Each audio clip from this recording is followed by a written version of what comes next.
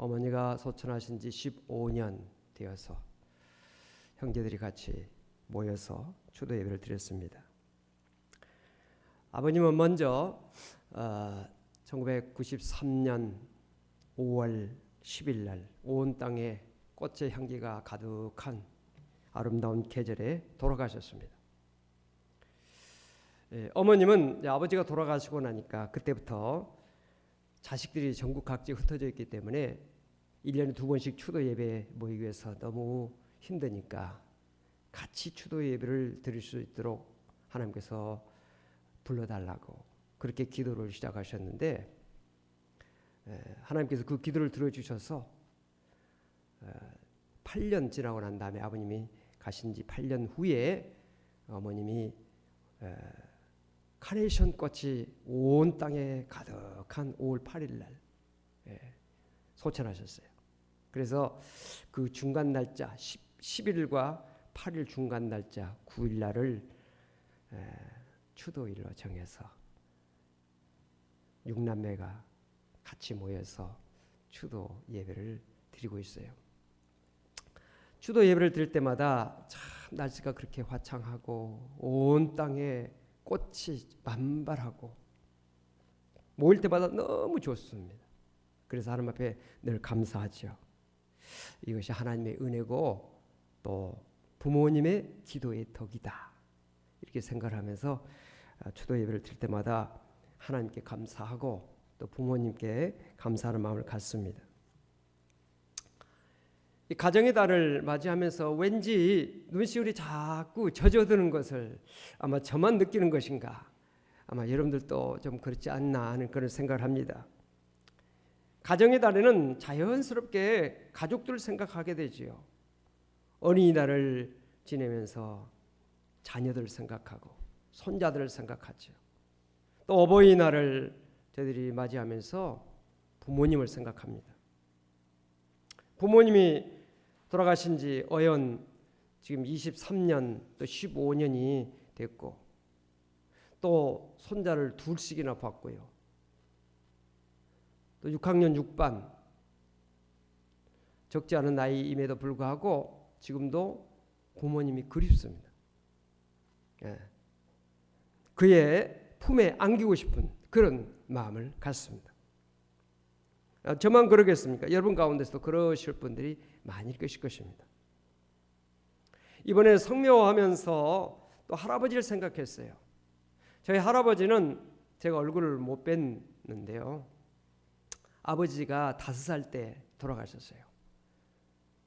시골에서 서당 훈장 노릇을 하셨다고 그러는데 일찍 돌아가셨기 때문에 아버지가 참 어렸을 적부터 고생이 많으셨습니다. 그러나 저는 할아버지 얼굴을 뵌 적이 없지만 그래도 할아버지에게 감사하는 마음을 갖습니다. 왜냐하면 우리 아버지를 낳아주셨기 때문에 감사해요.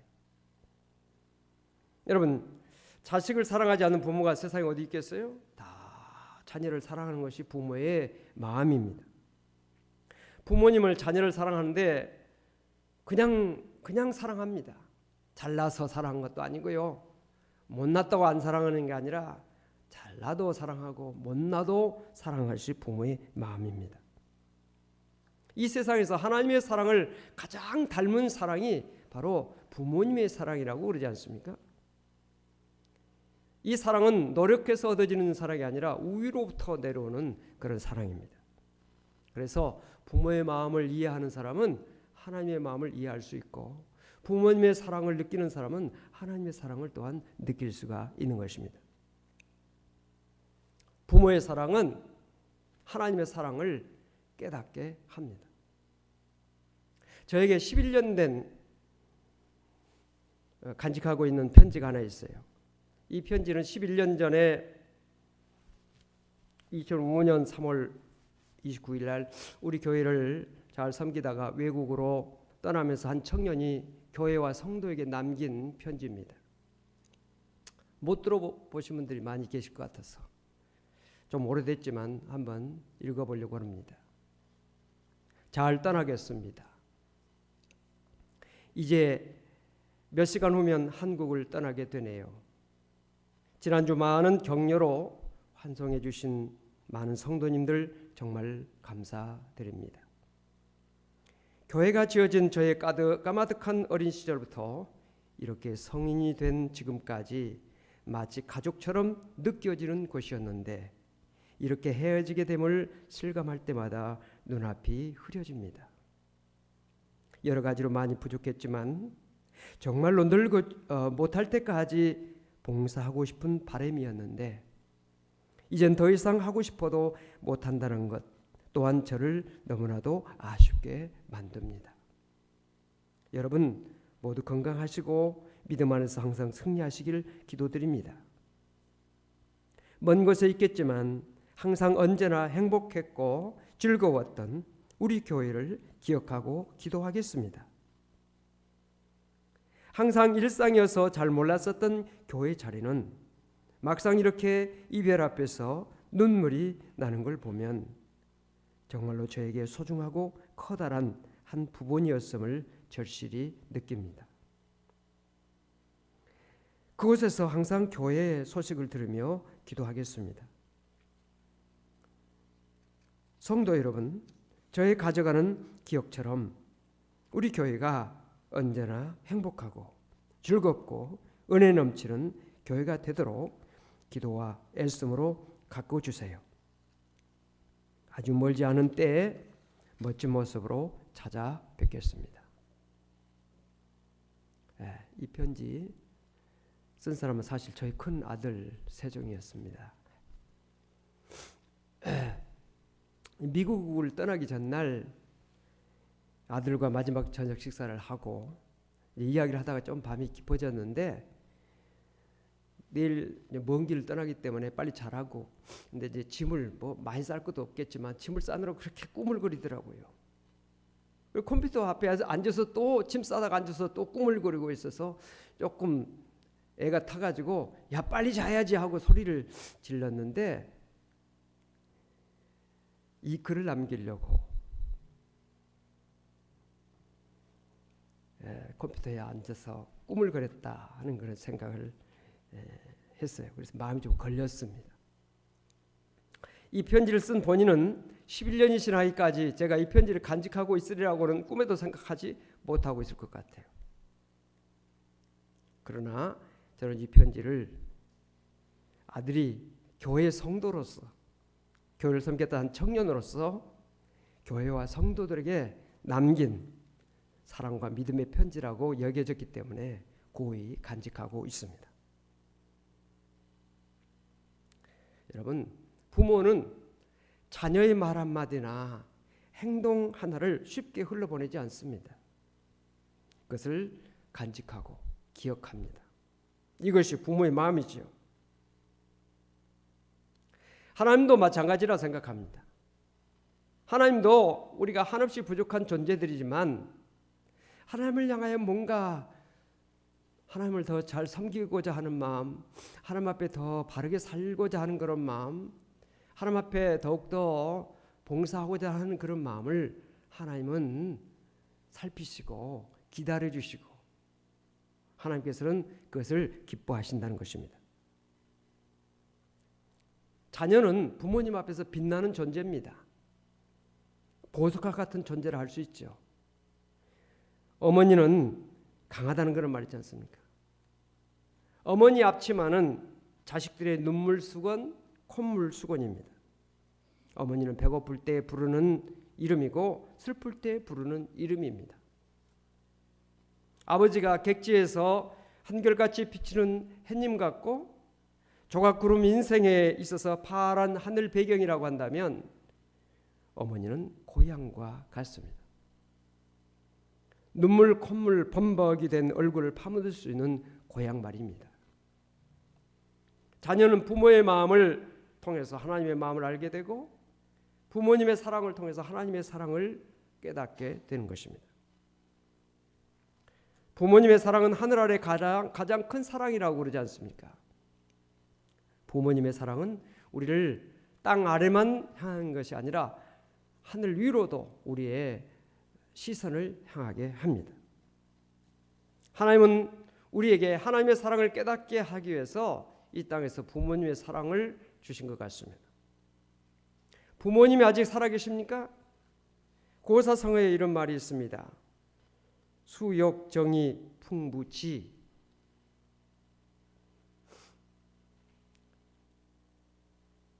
나무가 고요하고자 하나 바람이 그치지 않는다. 자욕 양이 친 부대. 자식은 봉양하고자 하나 부모님이 기다려주지 않는다 하는 그런 고사성어입니다. 부모님이 살아계실 때 효도하지 않으면 반드시 나중에 한탄하게 된다 하는 말을, 옛 성현들의 말을 우리가 기억해야 될 것입니다. 여러분, 근데 부모님이 돌아가시고 나면 어떡합니까? 후회하고 탄식만 할 것이 아닙니다. 부모님에게 효도할 수 있는 길이 있죠. 그것은 부모님을 입양하는 것입니다. 우리나라가 세계적으로 유명한 것이 많이 있습니다만은 그 가운데 하나가 입양아를 가장 많이 보내는 나라로 유명합니다. 좀 부끄러운 일이죠. 이 부끄러운 통계가 빨리 바뀌어지기를 소망합니다. 베이비박스라는 말을 여러분들 들어보셨습니까?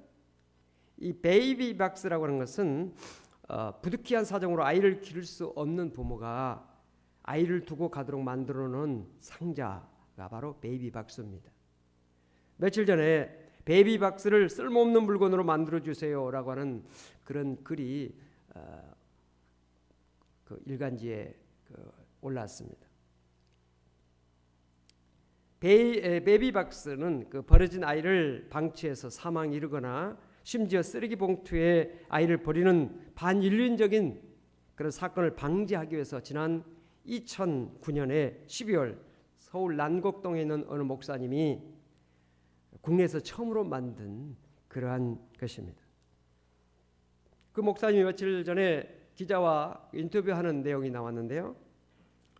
아기를 버릴 거라면 차라리 제게 달라 하고 만든 베이비박스지만은 결국은 사라져야 한다라고 그런 말했습니다. 버려지는 아이가 없어서 베이비박스 문을 닫는 게 소원이라고 그 목사님은 말하고 있었습니다. 베이비박스에 담긴 아이는 2010년에는 4명에 불과했지만은 그 다음에는 35명, 그 다음에는 79명으로 늘어나다가 2013년부터는 지난해까지는 한 해에 250명 안팎으로 많아지고 있다는 것이고요.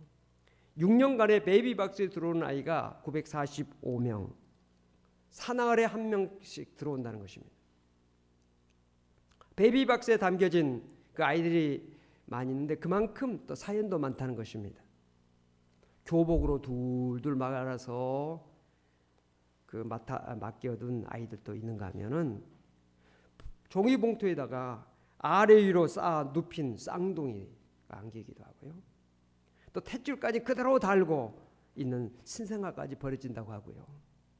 심지어는 제주도에서 16시간 동안이나 배를 타고 베이비박스를 찾아온 경우도 있었다고 합니다. 여러분, 그 아이들만 버려진 게 아니죠. 할아버지 할머니들도 버려지고 있습니다. 자녀가 없어서 외롭게 지내는 할아버지 할머니들도 참 많이 있습니다만은 자녀가 있어도 자녀에게 버림받은 노인들이 많습니다. 유기동물 가족 찾아주기 캠페인이 지금 많이 전개되고 있지 않습니까? 그래서 각 도시마다 그런 지부들이 설립이 돼서 그 유기동물 가족 찾아주기 또는 이 반려자 만나게 해주기 뭐 그런 운동들을 전개 나가고 있는데 사실은 이 고양이나 개들 집을 잃고 방황하고 있는 참 불쌍하죠.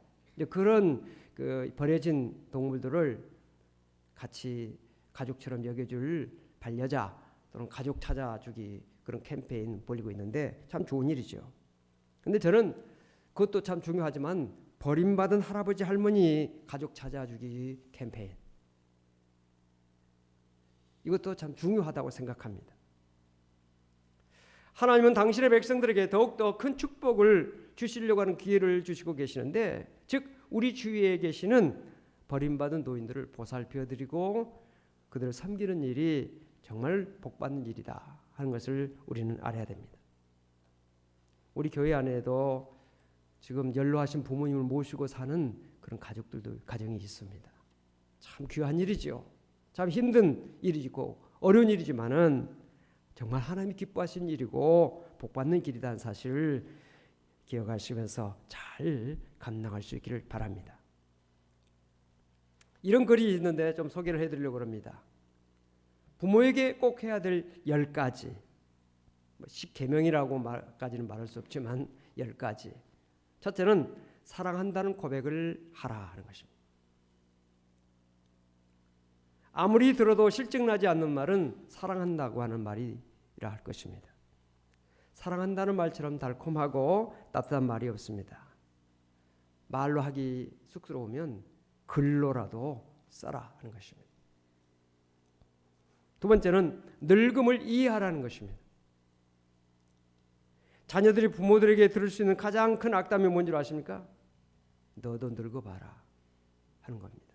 그 말은 자녀가 연로하신 부모님의 마음을 이해하지 못하고 있다고 하는 것에 대해서 한 이야기죠. 너도 늙어봐.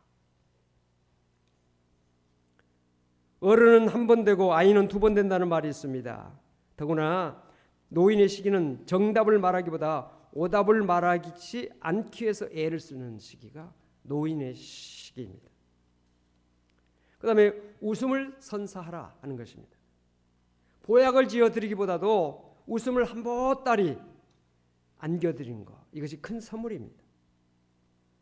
기뻐서 웃는 것이 아니라 웃기 때문에 기뻐진다는 말 있지 않습니까?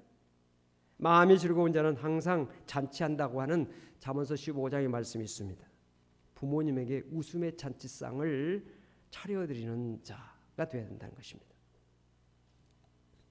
그 다음에 용돈을 챙겨드리라는 것입니다. 출생부터 18살까지 소년과 소녀에게는 좋은 부모가 있어야 합니다. 18살부터 35살까지는 실력과 예쁜 외모가 있어야 됩니다. 35살부터 55살까지는 훌륭한 인격이 있어야 된다고 합니다.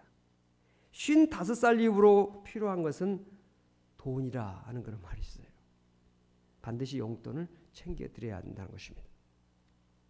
그 다음에 부모에게도 일거리를 드리라는 것입니다. 나이가 들수록 설 자리가 필요합니다. 연세 드신 분이 뭔가를 챙겨내려고 자꾸 그런 분 계시잖아요. 왜 챙겨내려고 그런 줄 아십니까? 자기의 존재감을 나타내려고, 내가 있어야 된다고 하는 것을 느끼게 하기 위해서 그렇게 한 것입니다. 할 일이 없는 것은 참 비참한 일이죠. 조그마한 텃밭이라도 가꾸게 한다든지 또는 뭔가를 일할 수 있는 그런 거. 노년 생활의 풍요로움은 실버 볼런티어에 있습니다. 제가 외국 프랑스도 다녀와서 지난번에 한번 이야기 드렸죠. 그들은 60세까지는 직장에서 열심히 일해서 시간이 없는데 70세부터 그때부터 봉사를 시작합니다. 그래서 교회에서 활동하고 있는 사람들이 대부분의 모습들이 70세 이상이에요. 제가 가서 홈스테이로 머물렀던 그것도 70세가 훨씬 넘은 그 부부인데 참 친절하게 잘 대접해 주시면서 케어해 주신 그것을 제가 받았어요.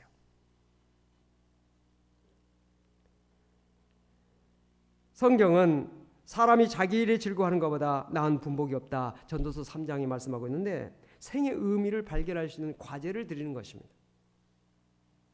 가정 안에 부모 말고는 도무지 할 수 없는 일들이 있습니다. 그런 일들을 할 수 있도록 만들어 드리는 것, 귀한 일이라는 것입니다. 그 다음에 이야기를 자주 해드리라 하는 것입니다. 쓰잘데없는 이야기라도 자주 해드리라. 우리 젊은 사람들은 침묵이 금이다 한다든지 뭐 쓸데없는 말을 하면 뭐하냐. 그렇지만 이 연세 드신 분들, 부모님들 앞에서는요, 별 쓰잘데없는 이야기라도 자꾸 해드리는 거, 그것이 기쁨을 드린다는 것입니다. 그리고 그분들이 하시는 말씀을 잘 들어드리는 것입니다. 노인들이 가장 간절히 바라는 것은 말 상대라는 것입니다. 그 다음에 밝은 표정으로 대하라. 밝은 표정은 부모에게 가장 큰 선물이라는 것입니다. 부모에게 밝은 낯빛을 가지고 위로를 드리는 것, 부모 앞에서 찡그리거나 화를 내거나 그것은 큰 결례입니다. 그냥 밝은 얼굴로 보여드리는 것, 이것이 귀한 것입니다. 그 다음에 작은 일도 상의하고 문안 인사를 잘 드리라는 것입니다. 사소한 일이라도 의논을 드리는 것을 어른들은 기뻐합니다. 또 일단 집 문을 나서면서 인사를 해야 됩니다. 다녀오겠습니다. 또 갔다 와서는 잘 다녀왔습니다. 그 다음에 부모의 인생을 잘 정리해 드리라는 것입니다. 죽음은 통과 의례와 같은 것이죠. 또한 준비하고 죽는 죽음은 아름답습니다. 생애를 멋지게 정리해 드리는 자세 필요합니다. 가장 큰 효도, 그것은 부모님의 방식을 인정해 드리는 것입니다. 내 방식대로 효도를 하지 말고 마음을 편하게 해드리는 것이 가장 큰 효도라는 것입니다. 나의 효도를 드러내기 위해서 부모를 이용하지 말고 설사 불편하더라도 부모님의 방식을 존중해 드리는 것, 이것이 부모에게 해야 될 10가지 좋은 하나의 자세다 하는 것입니다. 공감이 가는 내용들이라 저는 생각합니다. 우리가 할 수 있는 범위 내에서 이것을 기억하면서 실수하면 좋겠다는 그런 생각이 듭니다. 마지막으로 가장 중요한 한 가지, 우리가 빼뜨려서는 안 될 것이 있습니다. 그것은 뭐냐면 부모에게 최고의 사랑의 표시이면서 가장 귀한 선물, 이것이 뭐냐? 구원의 선물입니다. 지옥불에 던져지는, 정말 믿지 않고 정말 세상을 따르는 자 부모가 되지 않고 영원한 천국에서 영원히 살 수 있도록 해드린 것, 이것이 부모에게 드릴 수 있는 최고의 효도요, 최고의 선물이라는 것입니다. 이 세상에서 살아계실 때 잘 공경해 드리는 것, 첫 번째 십계명에 나타나는 계명이지요. 더 나아가서 나이 드신 할아버지 할머니를 나의 부모로 여기면서 공경해 드리는 사람, 그것은 5계명, 아까 말씀드린 그 인간에게 주신 첫 번째 계명, 그 계명에 약속된 하나님의 축복은 말할 것도 없고, 마태복음 25장에 나타난 마지막 심판대 앞에서 하나님 앞에 섰을 때 하나님께로부터 가장 큰 칭찬과 축복을 받을 수 있는 그런 일이 된다는 사실을 여러분들 기억하시면서 어버이 주일을 맞이하여 살아계실 때 부모님께 효도하시고, 부모님이 안 계신 분들은 주변에 외로우신 어르신들을 부모님처럼 섬김으로 성경에 약속된 복을 받는 사랑하는 성도 여러분 되시기를 주름으로 축원을 드립니다. 기도하십시다. 하나님 감사합니다. 오늘 어버이 주일을 맞이해서 살아계신 부모님들 다 건강하고 마음의 평강을 가지고 여생을 잘 지내게 하시고 영원한 천국에 다 들어갈 수 있는 복을 주시옵소서. 또한 외로운 어르신들 하나님께서 함께 해주셔서 첫째로 하나님을 의지하게 하시고, 또한 주변에 많은 사람들이 섬기고 보살펴드리는 그런 귀한 일들이 이 땅에 아름답게 퍼져나갈 수 있도록 은혜 허락하여 주시옵소서. 우리 사랑하는 성들, 연로하신 분들 하나님께서 항상 함께 해주시고 가정의 평강, 마음의 평강, 삶 속에 하나님께서 함께 해주심으로 어려움이 없도록 도와주시고, 하나님 나라에 가실 때까지 하나님과 동행하며 하나님의 은혜 가운데 늘 강건할 수 있도록 복을 내려 주옵소서. 자녀된 오늘 우리 모든 성도들 부모님의 은혜를 늘 기억하고 그 은혜를 하나님 앞에 감사할 뿐만 아니라 부모님에게 갚아드리며 또한 주변의 사람들까지 그 사랑을 넓혀 나갈 수 있는 우리 모두가 될 수 있도록 복을 내려 주옵소서. 예수 그리스도로 간절히 기도하옵나이다. 아멘.